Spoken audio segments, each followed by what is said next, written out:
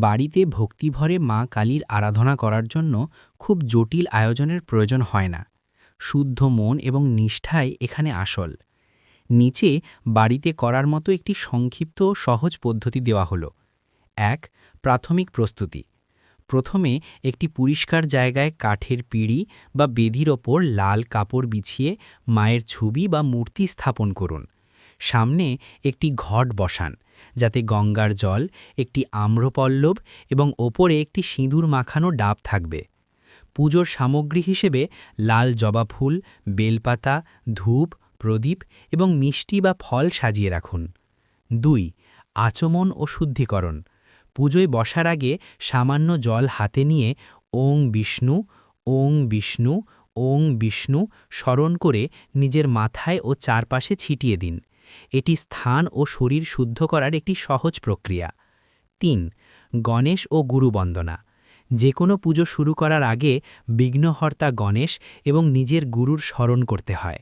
সামান্য ফুল ও চন্দন দিয়ে মনে মনে তাদের প্রণাম জানান, যাতে পুজোটি নির্বিঘ্নে সম্পন্ন হয়। ৪.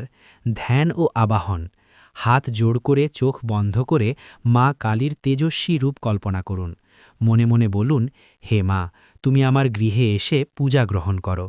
এরপর মায়ের চরণে একটি জবা ফুল অর্পণ করে তাকে স্বাগত জানান। ৫. পঞ্চোপচারে পূজা। বাড়িতে সহজ পদ্ধতিতে পুজোর জন্য ৫টি উপাচার ব্যবহার করা হয়। গন্ধ, চন্দন বা আবির নিবেদন করুন। পুষ্প, মায়ের চরণে এবং ঘটে চন্দন মাখানো জবা ফুল ও বেলপাতা দিন। ধূপ, সুগন্ধি ধূপ জ্বালিয়ে মায়ের সামনে দেখান। দীপ, ঘিয়ের বা তেলের প্রদীপ জ্বালিয়ে মায়ের আরতি করুন। নৈবেদ্য, বাতাসা, ফল বা আপনার সামর্থ্য অনুযায়ী মিষ্টি ভোগ হিসেবে দিন। ১ গ্লাস পানীয় ঝাল নিবেদন করতে ভুলবেন না। ৬. পুষ্পাঞ্জলি ও প্রণাম। হাতে ফুল নিয়ে ভক্তিভরে মায়ের এই মন্ত্রটি পাঠ করতে পারেন। ওং জয়ন্তী মঙ্গলা কালী ভদ্রকালী কাপালিনী দুর্গা শিবা ক্ষমা ধাত্রী স্বাহা স্বধা নমস্তুতে। মন্ত্রপাঠ শেষে ফুলটি মায়ের চরণে দিয়ে সাষ্টাঙ্গে প্রণাম করুন এবং নিজের ও পরিবারের মঙ্গল প্রার্থনা করুন। ৭. আরতি ও প্রসাদ বিতরণ। সবশেষে শঙ্খ বা ঘণ্টা বাজিয়ে কর্পূর বা প্রদীপ দিয়ে আরতি করুন। আরতি শেষে উপস্থিত সবাইকে প্রসাদ বিতরণ করুন।